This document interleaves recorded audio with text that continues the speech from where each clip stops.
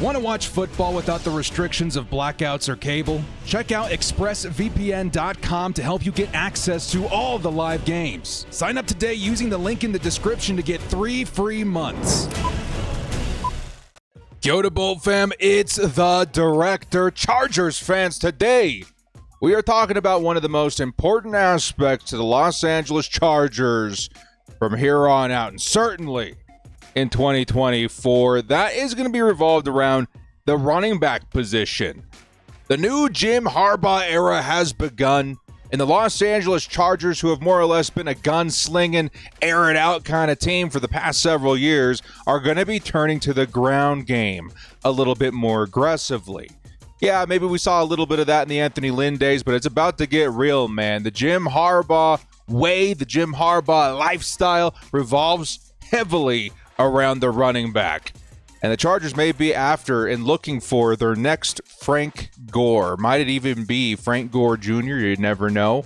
But I do believe that the Chargers have their work cut out for them in making sure this roster is ready to find some success in the on the ground game, as well as finding, a different rhythm on offense, because it's going to take an effort of pretty much everybody to make this happen. All right, we got Greg Roman as the new offensive coordinator who shares the same philosophies. One of the biggest reasons that I have to believe he was hired. And then the signing of Gus Edwards really just kind of makes it pretty certain to me as a Chargers fan that we're headed towards an aggressive running attack. So today we're going to be taking a look at 10 guys I think the Chargers are going to be heavily targeting for their running back position, help round that group out. Of course, I do think a great shot at, Gus Edwards being running back one this season. I think that's going to be the most likely scenario. But I do think there's going to be a 1-2 kind of punch in the Chargers offense. I don't think it's just one running back anymore. I think you're going to see a couple of guys out there. And there's quite the list of dudes available that the Chargers can help make that happen with. Now, before we do kick off, shout out to the sponsor, Underdog Fantasy. Use code DIRECTOR to match your first deposit up to $100. Get in on the action. Great way to support the channel. Have some fun along the way. Newcomers, take a look at the special on screen here. Before we do kick off, hit us up with a like and sub before proceeding into the video. The short amount of time you guys take to hit the like, sub, and bell notification helps me out a lot. Let's get into it, baby. Lights, camera, action.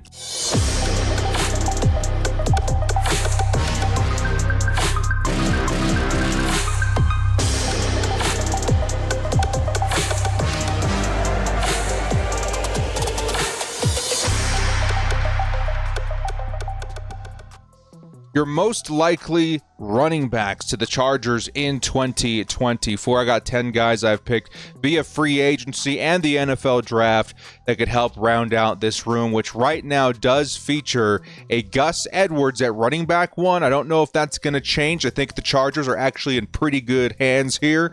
And then later down the road, you got guys down the depth chart like a Isaiah Spiller, who's going to help round out the backups there. But before we actually proceed into some of the guys that I think the Chargers will be looking at, I do want to remind you guys of the power and the shift that we're about to see with Gus Edwards specifically. Okay, I know the guys honestly, dudes, I no slight on Austin Ekeler, okay? One of the strongest dudes, pound for pound in the NFL. But it's going to be a bit different, okay? Chargers fans are going to tune in on Sundays. They're going to see number 35, I think his new number now, number 4, carry the ball for the first time. And you're going to be like, whoa, hey, man, wait a second. This dude is massive. And that's because, yes, this dude is massive. I think 6'1" versus Austin Ekeler. What was he, like 5'11", 5'10", somewhere, maybe even shorter. I don't remember. It'll be quite the stark difference. On top of that, the dude's probably, I think, in the realm of like 220, 230 something pounds. Just a massive, massive human being. A lot of people, Chargers fans, myself included, wanting a guy like Derrick Henry. You kind of got a guy of a similar stature. I mean, a couple inches shorter than Derrick, but certainly beefy and much bigger than what we're used to seeing as Chargers fans. And that's all behind the idea that we're going to start grounding and pounding and running that football down people's throats, really playing some tough and rough football in terms of our new system, our new scheme on the run game, man. It's about to become a more power run oriented offense than anything we've seen in a long time. Okay. Now, I do think that Gus Edwards is capable, and I do think that he's going to actually be a pretty nice running back for this team. for the next couple of seasons, especially in and around the red zone, especially in and around, third and short and fourth and short situations where we need those couple of extra yards. Gus Edwards is going to be the man, dude. It's going to be fun watching him. And honestly, it's going to be honest football. A lot of Chargers fans, we get excited. At least in my life, watching the Chargers, we've always been this flashy and exciting and high-paced and, airing it out kind of offense. This offense is going to be a little old school, right? Ground pound, churning out the tough yards. And I'm about it, man. I think, honestly, sometimes you got to turn to the old to know what's new in terms of success. And I do think the Chargers have a flavor in mind of how they're going to introduce that run game to better balance things out, keep Justin Herbert a little bit more upright, find a little bit more success in play action. It just feels overall very healthy for the team, and especially for your quarterback in this situation. So to help introduce these 10 guys in, again, I do think that like what we saw in Baltimore, like what Greg Roman built out there, we're going to see kind of a tandem at work here, not just one guy bell cowing the whole thing. I think you're going to see a little bit more of that than we've seen in the past when it comes to handing the ball off. But I do think you're going to want a couple of guys in there carrying that load. And quite honestly, having a couple of decent backups just in case something goes awry in the season because of how important this running attack is. A good example of this is, in my opinion, the Chargers put way too much stock in Mike Williams' availability last season. It feels like he was a pivotal piece of that offense that once he got injured, really fell apart. You guys remember last season? Things were looking pretty good. Mike Williams was on a roll. The Chargers offense looked as healthy as ever. And as soon as Mike Williams went down, the whole offense went kaput. And of course, we had a flurry of injuries afterwards. But I want to make sure that if we need to ask the next man to step up, that the offense doesn't skip a beat. And that's why these signings can become so important for different reasons. Okay, that's a big one. Let's go ahead and start off with your guy number 10. And again, big ups to Gus Edwards. You guys are going to be very happy that we picked this guy up. At number 10, I'm actually going to point this man out. And it's tough for me because I know there's some like side stuff that we need to look at with Kareem Hunt, but I also understand the kind of running back he is. So almost insert name here, number 10. There's going to be some guys out there outside of Kareem Hunt that offer the same thing. But the reason I'm pointing out Kareem Hunt is because of, I would say, his size and ability and in between the tackles, as well as a receiver. He kind of adopted that play style after being signed to the Cleveland Browns, who share a very similar mantra to what the Chargers are going to be running. And that's the ground and pound. You want the big, heavy back carrying the load, the Nick Chubb, and then you're going to want the guy who has that receiving capability and a little bit more flexibility in agility, like a Kareem Hunt. So the Gus Edwards, we got the power guy. Now we're going to need the versatile guy that maybe shares a little bit in terms of, okay, go ahead and hand it off. We have the offensive line with a bit more power now. Let's see what happens. And I think Kareem Hunt, he does fit the bill for me. There is, again, I would say roughly like 5 or 6 other guys in free agency that can probably do similar things with similar stature, similar size, things that the Chargers are looking for. But I think Kareem's skill set and what he did with Nick Chubb in the Cleveland Browns offense better represents what I'm looking for in a running back too. Because we all know what happens if you play fantasy football. When Nick Chubb went down, which happened a couple of times, Kareem Hunt picked it up and never looked back. And that's the kind of player that you need at RB2 for the Chargers. Maybe that could be Isaiah Spiller. I'm going to say that right now. Isaiah Spiller, the way I've watched him run and the way I've seen him, I don't know, attack the line, it doesn't feel like the patience is paying off because the Chargers offensive line was a little bit more, I don't know, zone dependent. When you're talking more power, maybe an Isaiah Spiller finds more success, but who knows. Right now, Kareem Hunt fits the bill of RB2. Speaking of guys that are kind of familiar, though, I think Josh Kelly he's got to be in play here, dudes. I know some people are ready to move on. I think that's honestly the most likely option, is that the Chargers move on from Josh Kelly. But when I'm looking at the most likely options for this season, the Chargers looking for backup running backs, the draft is certainly going to be your first and foremost tool to make that happen. But let's say after the draft, the Chargers didn't get the guy they want or whatever. I think Josh Kelly and his relationship with the team, kind of what he brings to the table as a running back, does complement a Gus Edwards. because he does have that power. He has that little cannonball shoot through the line, but he also has the receiving capability, which I think is very, very important, right? There are games where I feel like he was mixed and matched a little bit more with Austin Eckler than I was ready for, and he did a very decent job. In my time as a Chargers fan, I felt pretty good about Josh Kelley in terms of a backup role the last couple of years, and in seeing that skill set, it feels like, again, we know what we're going to be getting in him. It feels like it complements Gus Edwards. Maybe that's going to be the move, like backup, plan B after the draft if some things, don't turn out the Chargers' way. So at number 9, Josh Kelley, not a bad option. Won't spend too much time on him because we know who he is as a player. Next up at number 8, and a guy that I was really hoping I'd have a lot higher on my list. It's still very possible that this happens, though. Trey Benson.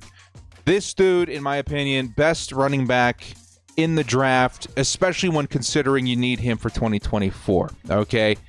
Benson, to me, fits all the metrics. He's big. He's stupid fast. What did he run, like a 4.35 or something ridiculous? I don't remember.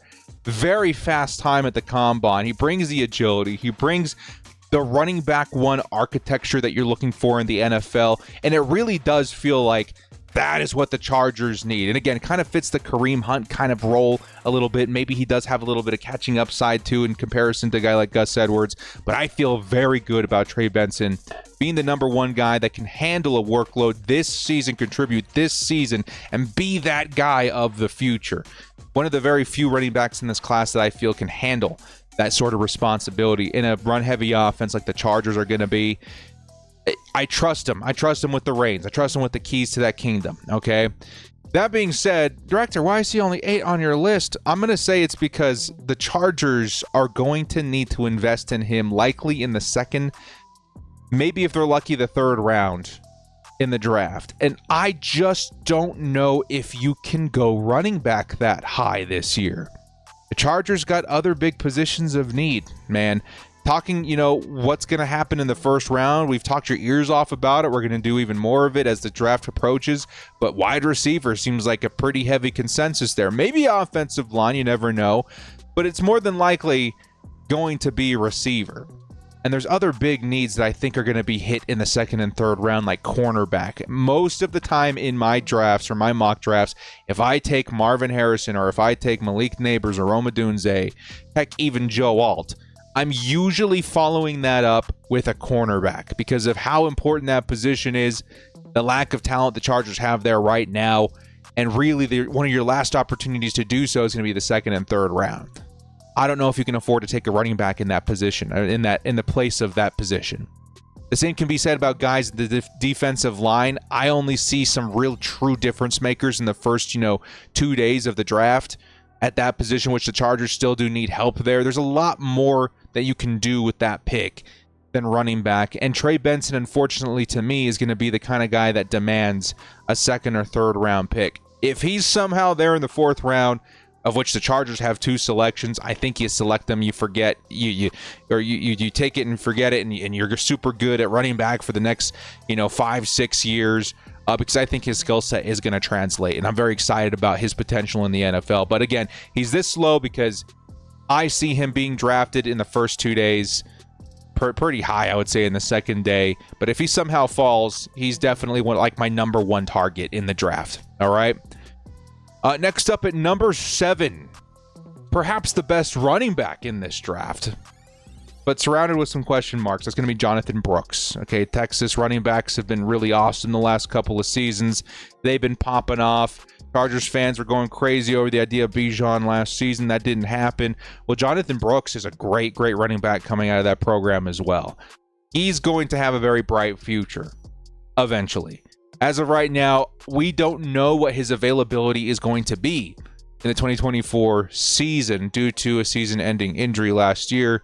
And what I understand, it's one that does carry some significant thought in where he's drafted. Okay, it changes your opinion of where he's selected. And that to me says a couple of things. One, I think that he's not going to be that high 2nd round pick like you were maybe expecting before the injury. But if he is available late 2nd, early 3rd, he's the kind of guy that you can target for the future if you have something in place right now. And that's kind of maybe what the Chargers could be this season. let's say they do go out and get a guy like Kareem Hunt to be RB2. They still have, Isaiah Spiller in there. Jonathan Brooks, who could be eased in at that point, has really no big commitment to going out there and risking it all because we need our running backs right now. We have the position covered with free agents, maybe another rookie, who knows. And you can ease in the best running back of this class into the 2024/2025 season. And that, to me, might be part of the formula here if the value is found. That's, again, the value is probably the biggest part for me. I still don't think Jonathan Brooks over another position like corner is something that I would do in the second round, but he is the kind of talent. I'm telling you right now that if he's available in the third, I think you take it. I think Trey Benson, to me, is still number one, but I think if you want to build for the future at running back, Jonathan Brooks, you could do a lot worse than him in like the third round. Do I see him available there? I don't think so. I think another team's going to bite on him. Maybe somebody or some team believes that he'll be available a little sooner than what I believe. But he is the best running back in this class. And if you have the luxury of easing him in, he would return tremendous value in the future. All right. Moving on to number 6, Audric Estime. I'm going to get some up and down responses from this. But again, this isn't a list that I'm saying, this is who I want, number 1 through number 10 or whatever. This is who I think is going to happen. This is what I think is going to happen. And let me go ahead and follow that up by saying Audric Estime is kind of being slept on. And by me, by everybody, it's been this huge shift in opinion since he ran his 40 at the combine. What did he run? Like a 4.7 something, a 4.78, 4.72, something ridiculous. Something you would expect an agile offensive lineman to run. We were all kind of shocked to see that number. I do think that he followed it up with something in the 4.6s at his pro day, which is definitely an improvement. But I need to remind everyone that speed was never the game of Audric Estime. And it does translate a little bit different. Like when you watch him play, it doesn't feel like a 4.72 player. Let me get that off the table right now. But that wasn't his game anyway. Audric Estime is a brute force. And the reason why I believe that he's still firmly on the table for the Chargers is because of, again, it kind of reminds me, and again, I'm no way, shape, or form comparing the talent of these two players, but the kind of style reminds me of Frank Gore, the guy that we showed at the very top of this video. Okay, I watched the 49ers play, and I saw Frank Gore play for, so many years after that. I don't think I ever really got the impression that Frank Gore was especially fast. Okay, and again, I was pretty young when he was in his prime, and he was out there doing stuff with the Niners going nuts. I never got the impression that speed was Frank Gore's game. It was always power. It was always, oh my God, nobody can take this guy down. He's stiff arming 2 or 3 dudes. He's powerballing or cannonballing his way through the middle of that line for touchdowns and first downs galore. It feels like that's Audric Estime's game. And sure, he lacks the speed. That sucks. I know there was a couple other areas off the top of my mind I can't remember that he needs a little bit of work on, right? But coachable areas. The speed you can't teach, unfortunately, but his game matches what I've seen in a Jim Harbaugh team in the past. That's, again, that brute force, nasty, tough, just punch you in the mouth style of football. And Estime really is one of the best running backs in this class to accomplish that style of play. There's another guy that coming up later that I like a bit better, but Estime is absolutely fantastic if you're asking your running back to play that style of football. Him and Gus Edwards would be such a pain in the butt to slow down for any defense. You're just going to keep getting punched over and over and over again until eventually somebody gives, because these running backs are tremendously difficult to take down. All right, so Audric Estime, I think you got to throw him in there. And honestly, if we end up drafting him, I would be excited. Like, yeah, it shook me. The 40 times shook me. But then watching him and seeing how he plays, I was like, yeah, that really does feel like a Harbaugh kind of guy. I can get behind that idea. All right. At number 5, this, I think, kind of introduces, kind of the idea of a compliment, right? Of a guy that brings a different sort of flavor to the offense. Jaylen Wright, the dude is fast. I think he ran one of the fastest 40 times out there. There's a couple of, value guys out down the board that you may find with similar times. but I do think Jaylen Wright is going to be one of the best running backs to come out of this class. Okay, one of the very few that I really trust with running back one responsibilities. Guys like Audric Estime, guys like, Josh Kelly or whatever, and some other guys even later down the list here. I think these are good complementary backs with Gus Edwards. But there's a few guys that I'm like, that is RB1 in the next few years. Okay? Trey Benson was one of those guys. Jonathan Brooks is one of those guys. Jaylen Wright is one of those guys for me. I think they could be RB1 this season. Okay? And the reason for Jaylen Wright being matched up with Gus Edwards is exciting is because he does bring that element of speed, elusiveness, where Gus Edwards is the hammer, right? You got this man as the swiftness, right? He's the shiftiness, he's the speed. He's the guy that can hit you on the outside, as Edwards is hitting you on the inside. It feels like a nice, well-rounded, I have a weapon for every situation kind of plan. And I think Jaylen Wright is one of the best backs in this class to achieve that style of play. He's very shifty. He's very fast.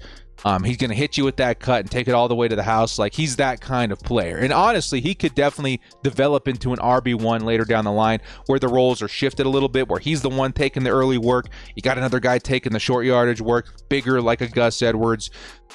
That's kind of where I feel like that sort of talent could translate down the road. But as of right now, he's my number 5 guy. I do think it's pretty possible that the Chargers can land this guy in the 3rd or 4th round, which is why he's so high on this list for me. I think the further down the list you get, the more I believe they'll be available to the Chargers at a later pick or still available in free agency. Okay, so Jaylen Wright, fantastic talent, and a guy I think honestly is going to shine in the NFL over the next couple of seasons. All right, a guy that's quickly climbing up everybody's boards, though, and a guy that I think is going to be very successful at the next level, who's quickly becoming a fan favorite, even mine right now.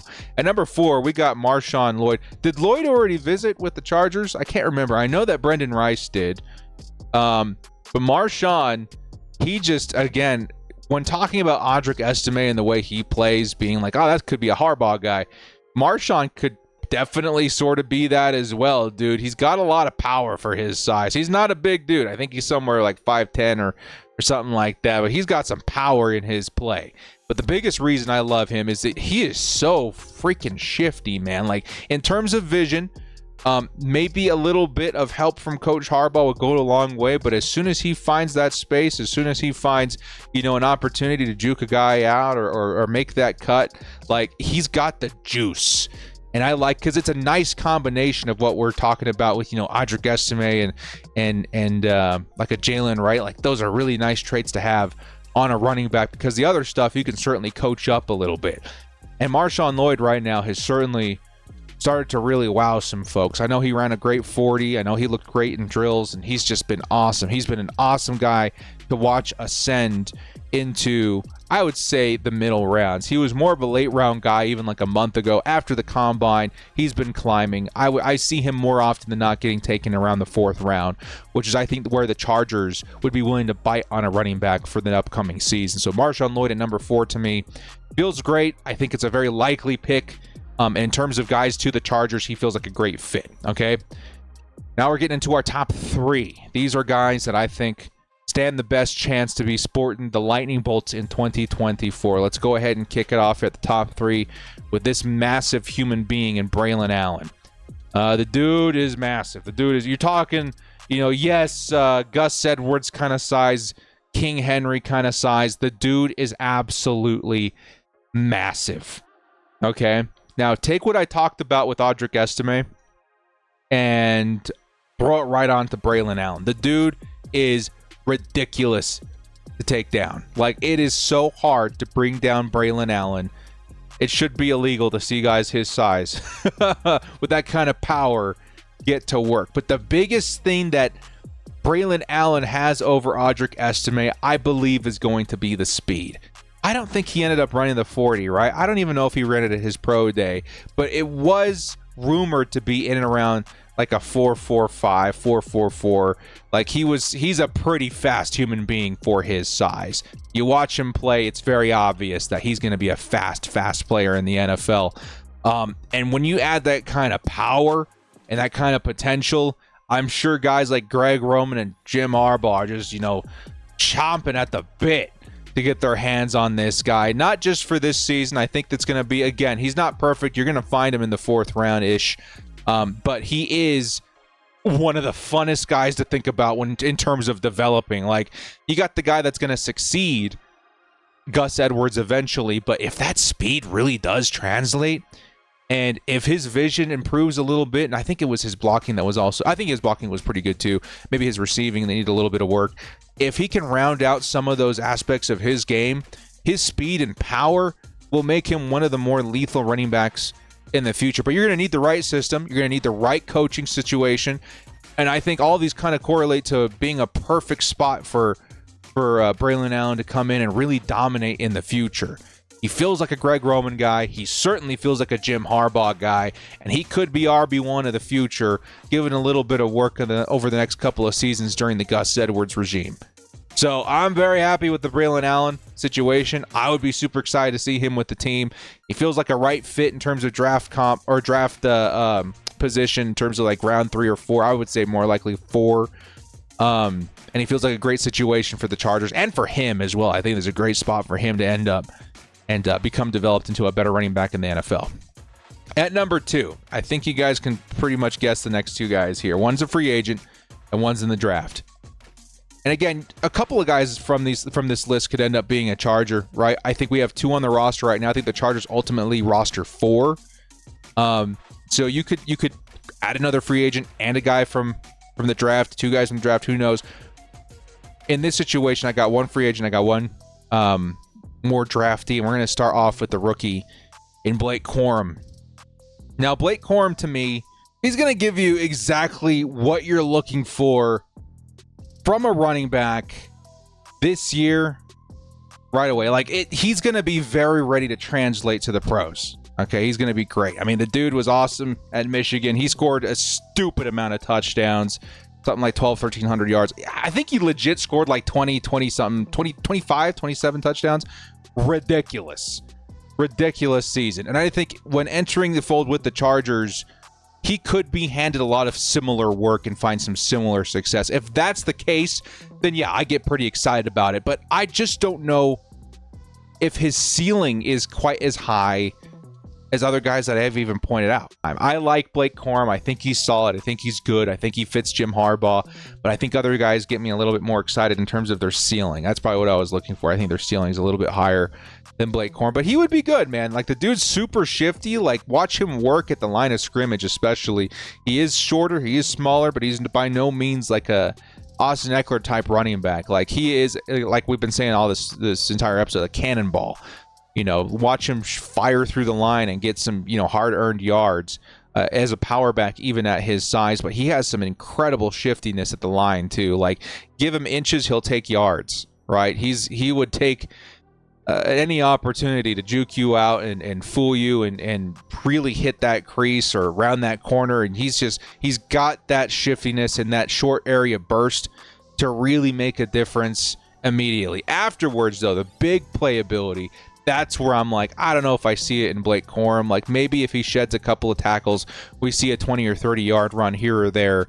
But in terms of just taking it to the house, out sprinting and out running your coverage guys, like, I just don't know if I see that from him. But either way, he would be great in this offense, maybe not as exciting as a guy like Braelon Allen, who I think would blow him out of the water in terms of speed. But certainly not a bad option for Jim Harbaugh. All right. Lastly, the number 1 guy I think is coming to the Chargers, J.K. Dobbins. I don't think that's any surprise to anybody. He had a visit with the Chargers yesterday. Super excited to think about him and his potential. He actually might be visiting today from what I was reading, actually. This is being recorded a little earlier. So if he's a Charger by now, yay, we got one right. But J.K. Dobbins at this point, I feel, is the most likely option to the Chargers at RB2. A lot depends on his health. From what I was reading this morning, he did clear his checkup or his physical, whatever. Like, it feels like he's good to go. But that doesn't mean that his availability and sustainability for the rest of the season is going to be there, right? The likeliness of a J.K. Dobbins getting re-injured is really, really high. But that's what you're taking on with J.K., all right? J.K. has incredible talent, incredible speed. It may be down a notch because of the injuries, obviously. But he is a especially talented running back, even when coming back from injury. Like him coming back from injury versus a lot of guys you're going to find in free agency, JK is still better. He's a very, very capable running back. The really only question mark by his name is the health. Now, there is a flip side to that. Sure, there's some risk, but he knows what the risk factor is in signing him. And he's going to understand that this prove-it situation is exactly that. You're going to have to take a super cheap contract, likely loaded with incentives. Imagine he gets a $2.5 million contract. Yay, Chargers fans are excited. I can almost guarantee you like half of that is going to be incentives, right? Stay on the field, play games, touchdowns, yards, whatever. Like you're going to have an opportunity to earn that full amount, but we understand the injury risk here, and this could be an opportunity to shine in this offense, which is going to be built for a J.K. Dobbins. So I think the likeliness of him signing with the team is very high. If he can have a bounce back season, we're going to get an awesome value at running back. If he ultimately does get hurt, I think the Chargers are going to be out very, very little money. So in my opinion, it's a risk worth taking. And I think if it were me, right, of the available running backs that I listed on this draft, because or in this list, because again, this is what I think is going to happen. What I would do is I think I do take J.K. Dobbins because of his upside, and then I still go out there and I get a rookie. Some of my favorite, if I were to target a guy in the 4th round, I'm taking Braelon Allen, but I'm really, really starting to get excited about Marshon Lloyd. I think that he's going to be fun.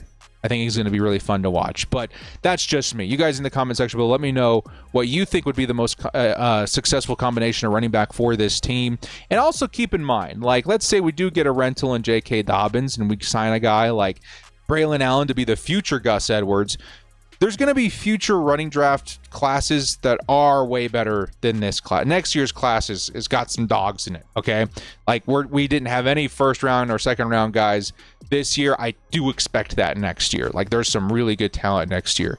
So the Chargers can get their guys to kind of start building that for the future next season. Maybe JK's not in the plans after 2024.